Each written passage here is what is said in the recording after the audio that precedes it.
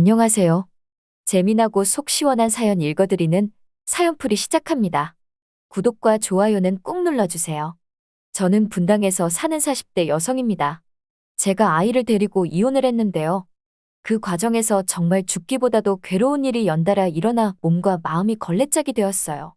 지금은 간신히 수습해서 평안한 일상을 보내고 있지만 지금도 그때만 생각하면 등줄기에 소름이 돋을 정도랍니다. 모든 일은 파렴치한 남편과 사이코패스 같은 간병인으로 인해 벌어졌습니다. 그때는 정말 다시 생각하기도 싫었지만 혹시 저와 비슷한 상황을 겪는 분들께 참고가 될까 하는 마음에 이렇게 사연을 보냅니다. 한 번씩 들어주시고 행여 도움이 되셨으면 용기를 낼 수 있는 댓글 한마디씩 부탁드려요. 저희 집은 모자 가정이었어요. 오래전 아버지가 병으로 돌아가신 후 아빠 사업을 물려받은 엄마가 저희 두 자매를 키워주셨답니다. 그래도 엄마 사업 수완이 워낙 좋아 저희 자매는 남부럽지 않게 살 수 있었습니다. 엄마는 제가 제일 존경하는 분이었어요. 엄마는 사업과 가사를 병행하는 워킹맘이었는데 워낙 유능한 분이셔서 주변에서도 여장부라는 말씀을 많이 듣는 사람이었답니다. 항상 총기가 넘치는 분이라 도저히 그 나이대 분으로 보이지 않았어요. 지금 생각해보면 아마 그래서 더 방심했던 것 같아요. 저는 30대 중반이라는 좀 늦은 나이에 결혼을 했습니다. 엄마 사업을 도와드리느라 남자 찾는 것을 미루고 미룬 탓이었죠. 남편은 저희 회사 거래처 직원이었는데 평소 잘생기고 매너가 좋다는 인상을 받았었어요. 그래서 저는 남편의 프로포즈를 받자마자 두말 않고 승낙을 했더랬지요. 그 후 남편은 저희 회사로 이직해서 어머니 밑에서 일했습니다. 곧 수완을 인정받아 엄마 대신 사업을 꾸려나가는 단계까지 왔어요. 덕분에 어머니는 일선에서 물러나 좀 쉴 수 있었지요. 평생 일만 하느라 변변하게 여행 한번 다녀오지 못했었는데 사위 덕분이라며 참 좋아하셨어요. 저도 고생만 하던 엄마가 이젠 좀 쉬실 수 있겠다는 생각에 무척 반겼던 것 같습니다. 하지만 호사다 말할까요? 좋은 일은 꼭 나쁜 일을 데리고 오는 것 같아요. 엄마는 첫 번째 여행에서 그만 다리를 다치고 말았습니다. 여행에 신이 나서 무리를 한 것이 원인이었지요. 여행지에서 발을 헛디딘 엄마는 발목을 다쳐 자리에 눕고 말았답니다. 의사 말이 나이가 나이다 보니 엄마가 회복될 때까지 꽤 긴 시간이 필요하다고 하더군요. 엄마는 문제없다고 했지만 혼자 누워있을 엄마가 마음에 걸린 저는 며칠 후 직장에 휴가를 내고 친정집에 찾아가 보았어요. 그런데 일이 터졌죠. 엄마가 순두부찌개를 좋아해서 재료를 싸갔거든요.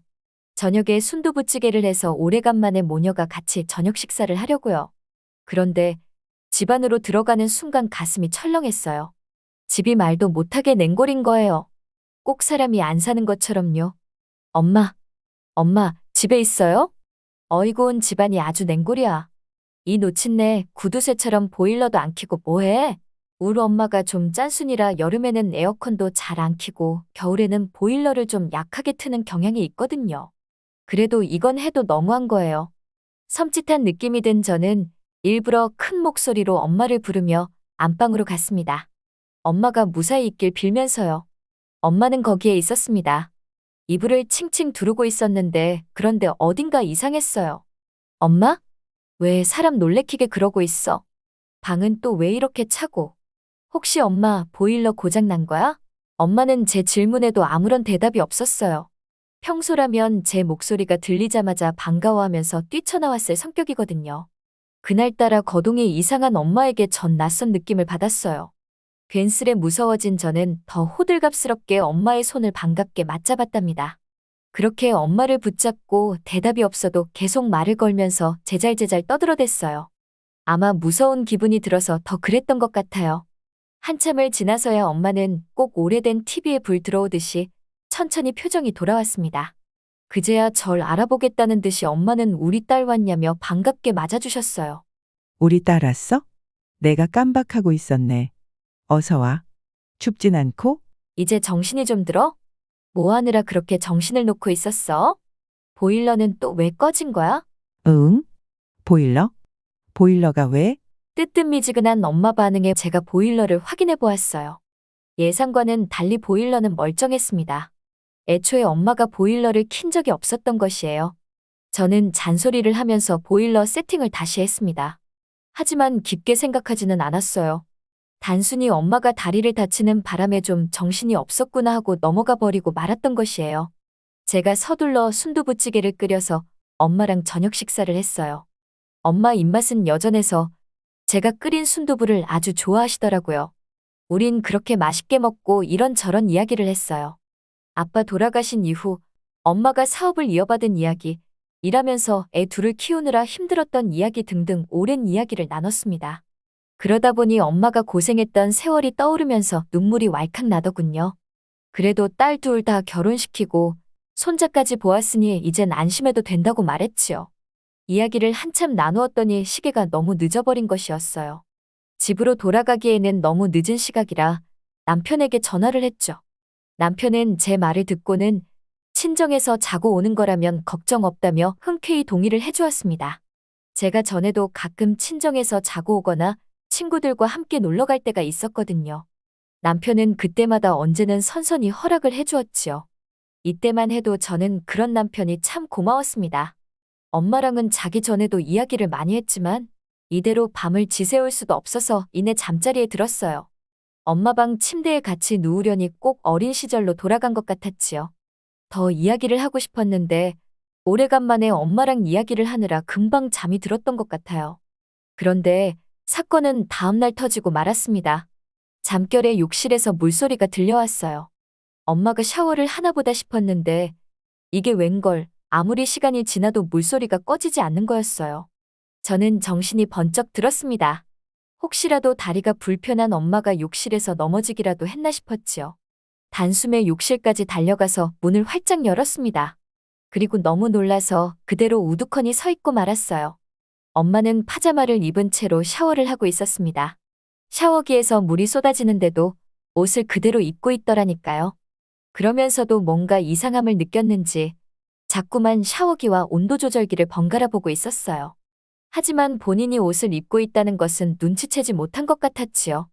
저는 엄마의 기행에 놀랐지만 이내 정신을 차리고는 샤워기를 껐습니다. 엄마의 파자마가 온통 젖어서 정리하기도 힘들 정도였어요. 응, 일어났어?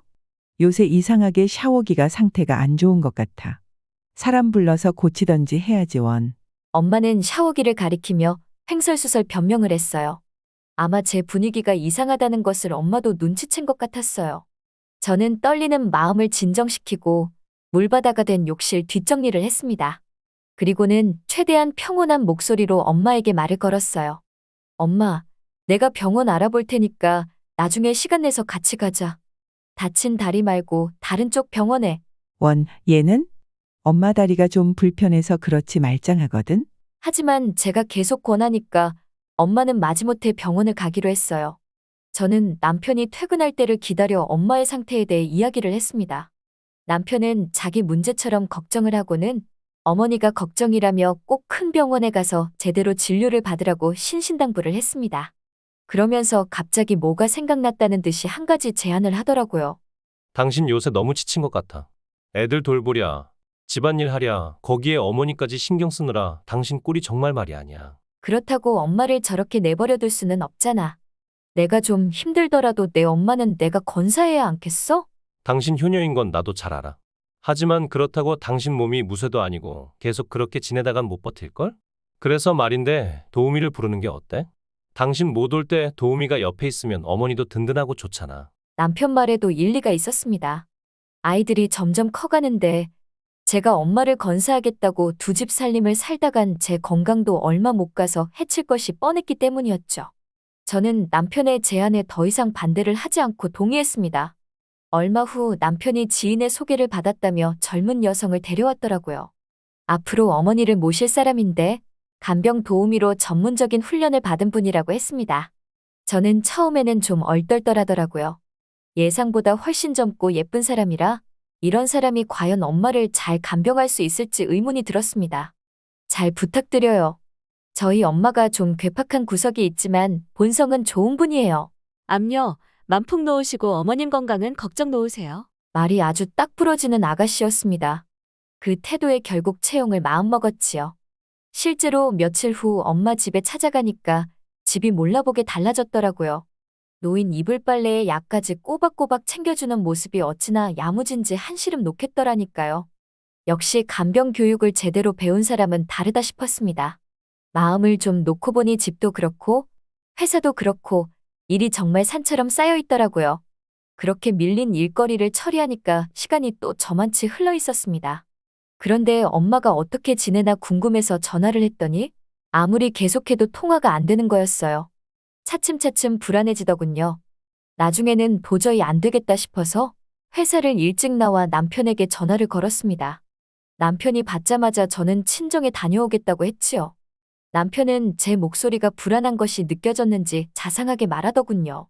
당연히 부모님이 걱정되면 가보라고요. 그렇지만 혹시 서두르다 사고라도 날 수 있으니 마음을 좀 진정하고 가라고 했어요. 자상한 남편 목소리에 새삼 안심이 들었습니다. 아무리 전화를 해도 엄마가 전화를 받지 않아서 직접 가서 확인을 좀 해보려고. 그거 큰일이네. 간병인한테 연락은 해봤어? 아니, 연락 안 해봤어. 혹시 간병인이 당신한테 뭐라고 말한 거라도 있어? 자기야, 놀라지 말고 들어. 하지만 남편의 당부가 무색하게도 저는 남편의 말을 듣자마자 벌컥 화를 내고 말았습니다. 듣는 순간 머리가 새하얗게 변했거든요. 그도 그럴 것이 엄마를 케어한 간병인이 하는 말이 치매가 의심된다는 것이었어요. 엄마가 치매 환자일 수 있다는 거예요. 저는 멀쩡한 생사람을 잡는다는 생각에 화를 참을 수 없었어요. 아무렴 우리 엄마가 어째서 치매겠어요.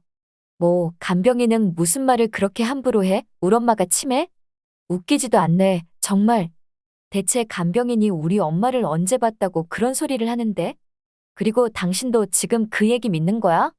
당신 믿고 자기 사업 다 맡긴 우리 엄마가 정말 치매라고 생각하는 거야. 뭐야? 너무 화내지 말고 들어봐. 그 간병인 말이 자기가 원래 치매 환자 전문으로 케어를 한다고 했어. 그런데 어머님 거동이 어딘가 좀 수상하다고 하는 거야. 그래서 걱정이 된다면서 바로 단정을 내리라는 게 아니라 일단 검사를 좀 받아보자고 하더라. 더 듣기 싫어. 당신 그렇게 안 봤는데 정말 실망이야. 저는 남편의 말을 다 들어보지도 않고 전화를 끊어버렸습니다. 그래도 화가 부글부글 끓어올랐어요. 엄마가 남편을 얼마나 좋아하고 또 믿었는데요. 그래서 자기가 하던 사업을 관리하라고 맡기기까지 했는데 어떻게 저렇게 말하는지 저는 배신감을 느꼈습니다. 하지만 전화를 끊고 시간이 좀 지나니까 머리가 빠르게 식었습니다. 남편이랑 간병인은 엄마 걱정하느라 그런 말을 한 건데 제가 괜히 화를 낸 것 같았어요. 저는 부끄러움에 몸부림을 치다가 간신히 남편에게 전화를 걸어 아까의 언행에 대해 사과했습니다. 남편은 선선히 제 사과를 받아주더군요. 그러면서 자기가 간병인에게 전화를 해두었으니 친정에 가는 대로 이야기를 해보라고 했습니다. 일터에서 친정까지 가는 데에는 30분 정도밖에 걸리지 않았습니다. 하지만 제게는 1시간도 넘는 거리 같았어요. 도착하니까 엄마가 반갑게 절 맞아주었습니다. 엄마가 제가 무슨 일이 있냐며 계속 묻는데 저는 눈물이 나올 것 같아 말을 할 수 없었어요. 그때 간병인이 조금 어두운 얼굴로 나왔습니다. 간병인 손에는 엄마의 치매 진단서가 들려 있었습니다. 제가 진단서를 읽으며 부들부들 떨고 있으려니 엄마도 더는 숨기지 못하고 말을 하더군요. 엄마는 오히려 절 위로하면서 천천히 입을 열었습니다. 다리를 다치고 병원에 누워있을 때부터였던 것 같아. 하루 종일 침대에 멍하니 있으려니 점점 기억도 흐릿해지고 늘 했던 일에도 판단이 잘 안 되는 거야. 그러다 사람을 만나도 얼굴이 잘 기억이 안 나고 길을 걸을 때도 여기가 어딘지 순간순간 잊어먹고 있더라. 처음에는 건망증인가 했지. 근데 이게 갈수록 심해지는 거야. 그래서 검사를 받아보았더니 검사 결과가 글쎄. 엄마는 더 말을 잇지 못했습니다. 저는 엄마를 부둥켜 안은 채 눈물만 흘렸어요. 엄마가 불쌍해서 견딜 수가 없었습니다. 그리고 하늘을 원망하는 마음이 커져갔어요. 왜 우리에게 이런 일이 벌어진 건지, 어떻게 이제야 좀 행복하려고 했더니 또다시 이런 시련이 닥친 건지 정말 하늘이 원망스럽더군요. 엄마는 자식이 슬프면 더 아프고 슬퍼. 그러니까 너무 울고 그러지 마라. 치매나 이런 거 어차피 나이 들고 그러면 다 겪게 되는 일이야. 괜찮으니까 너무 울지 마. 엄마의 말에 저는 눈물을 참을 수 없었어요. 하지만 엄마가 그렇게 말하니 울고만 있을 수는 없었지요. 엄마, 이제 우리 같이 살자. 내가 엄마 옆에서 지킬 테니까 혼자 힘들어하지 말고 우리 같아 살자. 응? 엄마는 혹시라도 딸 부부에게 폐를 끼칠까 망설였지만 저는 더 이상 엄마를 두고 갈 수 없었어요. 남편에게 전화로 설명을 하고는 엄마 물건을 챙기기 시작했죠. 처음에는 좀 당황스러워하던 남편이었지만 치매 진단서가 나왔다는 말에 두말 않고 제 말에 동의했습니다. 저는 도대체 이 남자가 없었다면 내가 어떻게 살았을까 하는 생각을 하며 엄마를 챙겨 집으로 돌아왔습니다. 엄마와 같이 살게 된 이후로 저는 회사가 끝나면 곧장 집으로 왔어요. 혹시라도 엄마가 무슨 사고라도 날까 싶어서였죠. 한동안은 별 문제 없이 지나갔는데 결국 일이 터지고 말았습니다. 집에 갔더니 가스렌지가 시커멓게 그을려 있었고 냄비랑 주전자에서는 탄 냄새가 엄청나게 피어오르더군요. 엄마는 그 앞에서 우두커니 서 있었고요. 정말 심장이 멎을 듯한 광경이었습니다. 엄마의 증세가 생각보다 심각했던 거였어요. 물을 끓이려던 엄마가 그만 가스렌지 끄는 법을 기억하지 못한 것이죠. 전 속으로 아차 싶었어요. 엄마를 계속 지켜볼 수도 없는 노릇이었고 남편도 사업을 관리하느라 늘 일찍 돌아올 수는 없었거든요. 노심초사 걱정을 하고 있으려니 남편이 절 부르더군요. 여보, 아무래도 어머님 혼자 두기에 좀 위태로워 보여. 당신도 그렇게 생각하지? 그래서 내가 생각을 좀 해봤는데 지난번 그 간병인 어때? 그 간병인을 다시 부르면 좋을 것 같아.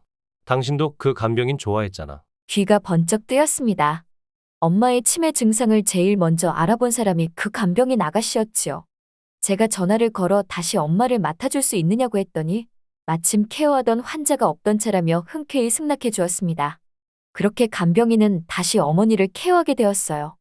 간병인에게 엄마를 맡기고 출근을 한 날 그렇게 안심이 되는 거 있죠?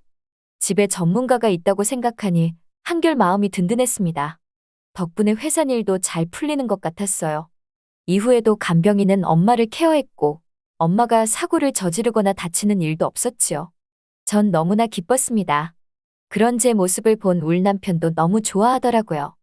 혹시라도 장모님이 집에서 다치기라도 하면 어쩌나 걱정했었는데 정말 한시름 놓은 것 같아. 당신 얼굴도 훨씬 밝아진 것 같고. 사업을 하던 남편은 저보다 시간이 많았거든요. 그래서인지 더 자주 집에 연락을 하고 간병인과도 더 많이 소통하는 것 같았어요. 남편의 그런 모습을 전 그때까지만 해도 좋게만 생각했습니다. 그렇게 점점 생활이 안정을 찾을 무렵 또다시 사건이 터졌습니다. 정말 생각지도 못한 사건이었어요. 엄마가 저만 보면 소리를 지르며 물건을 집어던지는 것이에요. 엄마는 옛날 사람치고는 많이 배운 분이에요. 그 시절에 대학 나왔다고 하면 정말 인텔리 아니겠어요? 거기다 항상 사려가 깊고 머리가 총명해서 누구에게 소리 지르거나 하는 법이 없는 분이었어요. 물건을 던지는 일은 더더욱 없으셨죠.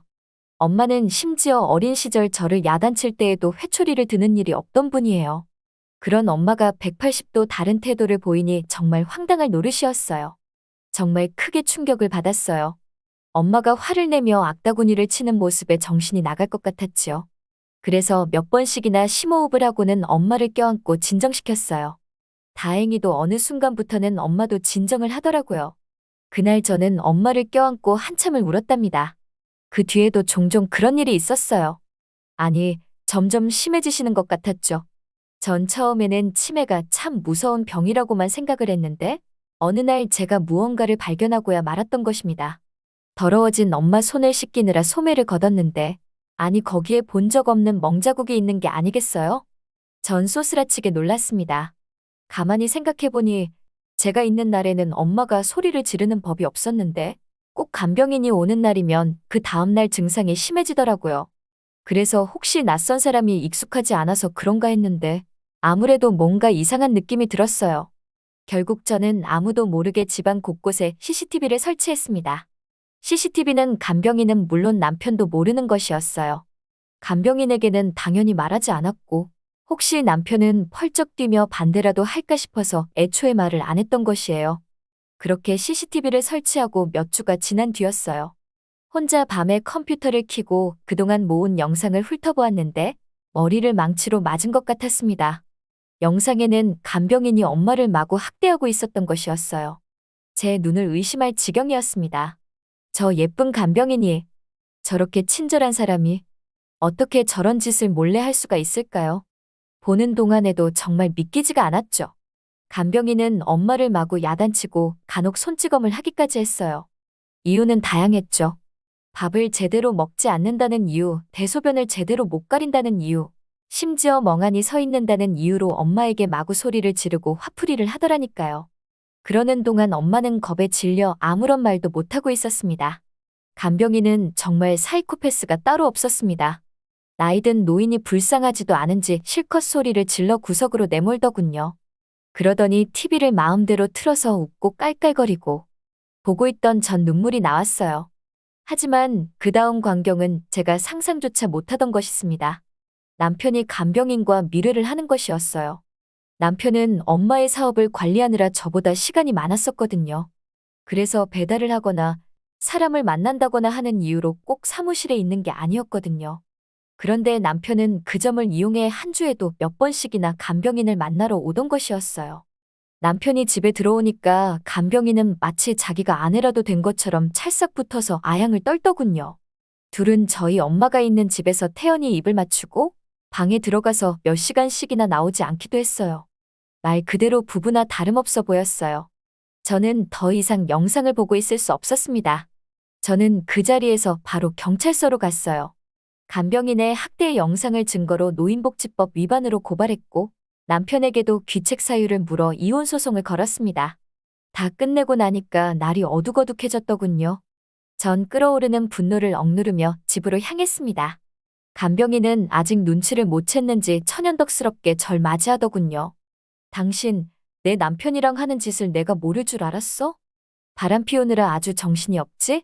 나 참 본인 매력이 모자라서 남편이 다른 여자에게 한눈 판 게 왜 내 잘못이에요? 웃겨서 정말. 추궁을 하니까 간병인은 뭐가 그렇게 당당한지 고개를 빳빳이 들고 대꾸하더군요. 그러면서 남편이건 엄마건 건사나 제대로 하라며 오히려 큰 소리를 치더라니까요.